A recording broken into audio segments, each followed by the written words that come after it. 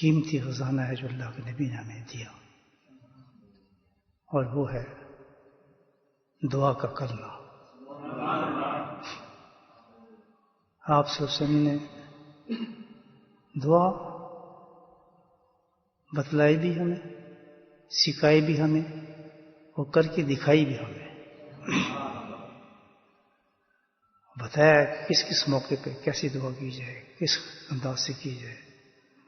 یہ اتنا بڑا خزانہ ہے امت کے لیے، اتنی بڑی رحمت ہے کہ اس کا ہم اندازہ نہیں کر سکتے۔ سب سے بڑی چیز تو دعا کی آپ یہی سمجھ لیں کہ کیسی عبادت ہے یہ، کہ کسی حالت میں یہ رد ہوتی ہی نہیں ہے، رد ہی نہیں ہوتی۔ اور دعا ہے کیا؟ اللہ سے مانگنا۔ یہ ہے کہ جب ہم دعا مانگ رہے ہیں، پیٹ صحیح ہو جائے، آنکھ صحیح ہو جائے، میرا ہاتھ صحیح ہو جائے، ٹھیک ہے نا، جسم صحیح ہو جائے، کھانا میرے صحیح ہو، ہم نے اللہ سے صحت مانگ رہے ہیں، بہت غلط سوچ رہے ہیں۔ اللہ کے نبی نے یہ صحت مانگی ہے نا، اس جسم کی نہیں مانگی بلکہ روح کی صحت مانگی اللہ نے۔ جسم سلامت ہو بیماریوں سے، بولے سبحان اللہ، جسم سلامت ہو بیماریوں سے، اور روح سلامت ہو گناہوں سے۔ یہ ہے اسے جس کو مانگا گیا ہے۔ تو ہم جب مانگتے ہیں صحت، ہماری نظر میں ایک ہی ہوتا ہے، لیکن اب انٹینشن کو چینج کرنا پڑے گا۔ جب صحت مانگ رہے ہیں تو یہ نہ کریں کہ جسم کے لیے مانگ رہے ہیں، نہیں، بلکہ اس سے بھی امپورٹنٹ چیز زیادہ وہ کیا ہے؟ روح ہے، کیونکہ ہم دو چیزوں سے بنائے گئے، ہم لوگ روح اور جسم سے بنائے اللہ پاک نے۔ اور جسم، روح کو تو ہم بھولے ہوئے نا بالکل، اس کی خوراک بھی ہے، اس کو توانائی بھی چاہیے، اس کو صحت بھی چاہیے، اس کو بیماری بھی لگتی ہیں، بالکل اسی طرح جیسا جسم کرتا ہے۔ اس کی سلامتی کس کے ساتھ ہے؟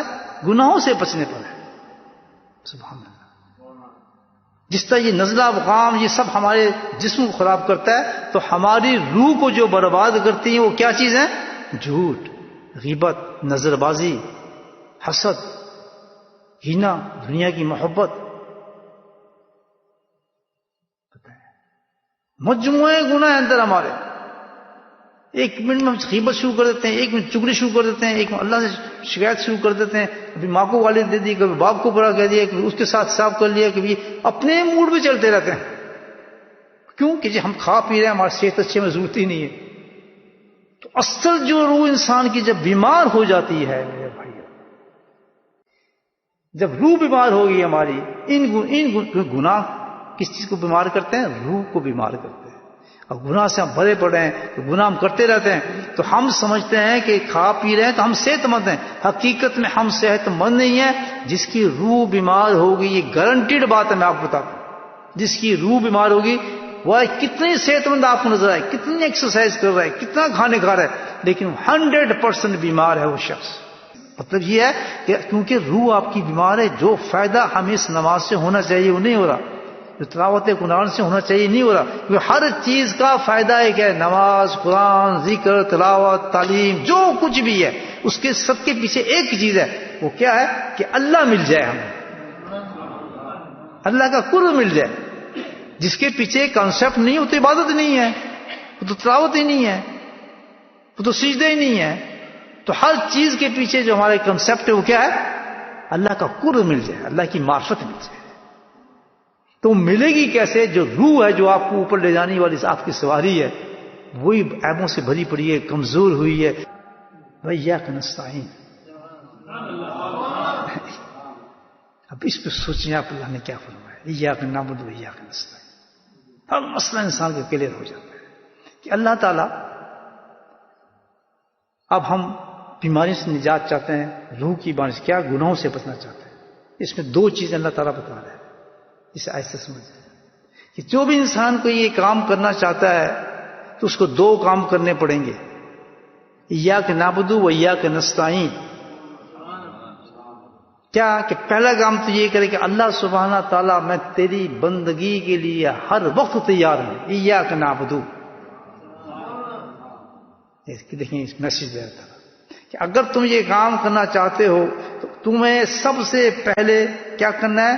مصمم اور پکا ارادہ ہونا چاہیے تمہارا کہ اللہ تعالیٰ میں تیری بندگی کرنا چاہتا ہوں. بندگی کیا ہوتا ہے؟ کہ جو کام تو نے مجھے سپرد کی ہیں کرنے کے اور نہ کرنے کے، میں پورے نیت کرتا ہوں، عہد کرتا ہوں، پیمان کرتا ہوں تو سے میرے مولا کہ میں نے یہ کام کرنا ہی کرنا ہے.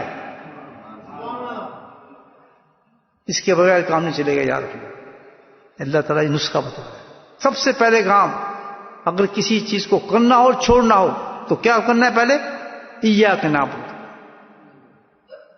یہ تسلیم کرنا ہے کہ ہم نے بندگی اختیار کرنی ہے تیری، مکمل طور پر تیرے احکامات پہ ہم نے عمل کرنا ہے، چھوڑنا ہے میں نے یہ کام، میں وعدہ کرتا ہوں اللہ تعالیٰ. لیکن ایاک نعبد ایاک نستعین، وہ دوسرا پوائنٹ آ گیا. پکا ارادہ میں نے کر لیا ہے، مضبوطی سے میں نے کہا ہے کہ میں اس کام کو چھوڑوں گا. لیکن ایک چیز ہے اس میں کہ میرا ارادہ، میرے عہد، میرا وفا سب کچھ پورا ہو نہیں سکتا ایاک نعبد ایاک نستعین جب تک تیری مدد نہیں ہوگی. سبحان کہ کتنے میں ارادے کر لوں، کتنی پختہ اقدار کر لوں، جو کچھ میں کر کے بیٹھا ہوں کروں گا، لیکن مجھے پتا ہے کہ میرے مولا میں اس کو پورا نہیں کر سکوں گا. ایاک نعبد ایاک نستعین، مجھے ہر حالت میں تیری مدد چاہیے. اس کے لیے میں چاہتا ہوں صبح اٹھوں ذکر کروں، میں چاہتا ہوں قرآن کی تلاوت کروں، میں چاہتا ہوں کہ نماز باقاعدہ جاؤں، اور ہر ایمان والی کی خواہش ہوتی ہے. ہر ایمان کوئی گناہ کرتا ہے ایمان والا، وہ خوش نہیں ہوتا گناہ کے بعد، اس میں ایک عجیب اس کی حالت ہو جاتی ہے.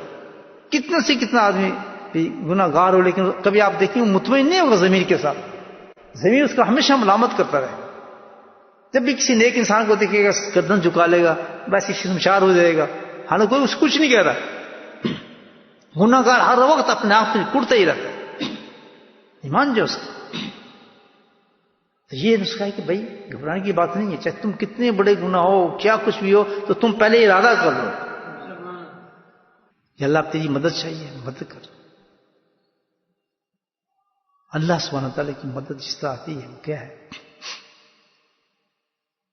کہ اللہ سبحانہ تعالیٰ نے ایسے اعمال ہمیں دیے ہیں، سبحان اللہ، ایسے اعمال ہمیں دیے ہیں کہ ان اعمال کو ہم اختیار کریں تو اللہ کی مدد آنا شروع ہو جاتی ہے. گویا کہ ہم نے پکا ارادہ کر لیا، ارادہ کرنے کے بعد اگر ہم اس عمل کو اختیار کر لیں گے تو اللہ کی مدد آنا شروع ہو جائے گی. مانگنے سے نہیں کہ اللہ تو مدد فرما مدد فرما، ایسے نہیں ہوگا. اللہ نے پریکٹیکل چیز رکھی ہے، آپ نے پریکٹیکل دعا مانگی ہے، ٹھیک ہے اللہ تو ہی مدد کرنے والا ہے یا تو ہی مدد فرما، اس سے کام نہیں چلتا. کہتا ہے میں مدد تو دوں گا، مدد کے لیے میں نے یہ عمل رکھا ہوا ہے، جیسے تو یہ عمل کرے گا فوراً میری مدد آئے گی اور تیری دعا کو قبول کر لوں گا، تیرے گناہوں کو نکال دوں گا، تیرے دل کو صاف کر دوں گا. وہ کون سا ایسی چیز اللہ تعالیٰ نے رکھی ہے کہ جس کے فوراً اللہ وعدہ کرتا ہے کہ میں تیرے گناہوں کو نکال دوں گا. سبحان اللہ. قرآن کے اندر یا الذین آمنوا اذکروا ذکرا کثیرا وسبحوہ بکرۃ وصیلا والذی یصلی علیکم، دیکھو والذی یصلی علیکم ویخرجکم من الظلمات الی النور ویخرجکم من الظلمات الی النور. دیکھ قرآن کہتے تم ایک کام کرو، پکا ارادہ تمہارا کرنا کام ہے، مکمل گھبرانا نہیں ہے، پکا کو کہ میں کام نہیں، میں نے چھوڑنی ہے چیز، میں نے نیک ہونا ہے. کرنے کے بعد کیا کرو؟ یا الذین آمنوا ذکر کثیرا. اس کے بعد میں تمہیں ایک عمل بتاتا ہے قرآن میں کہ تم میرے ذکر کو کثرت کے ساتھ پکڑ لو. تو پھر کیا ہوگا؟ فرمایا کہ پھر یہ ہوگا کہ میں اور میرے فرشتے تیری مدد کے لیے اتر آئیں گے رحمتوں کے ساتھ.